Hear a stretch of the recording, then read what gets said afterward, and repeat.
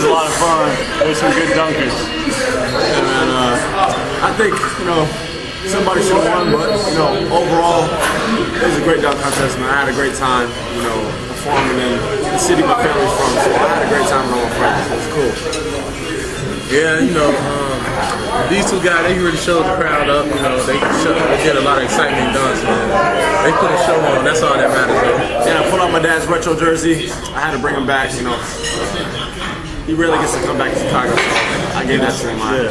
Two things. When he brought out the jersey, that was sick. The crowd went crazy, and we're all lucky that Wayne got hurt because he would have won that. He had it on lock. Yeah, I would have probably won the 3-point and the dunk.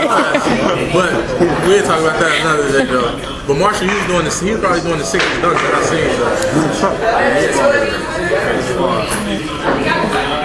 All right.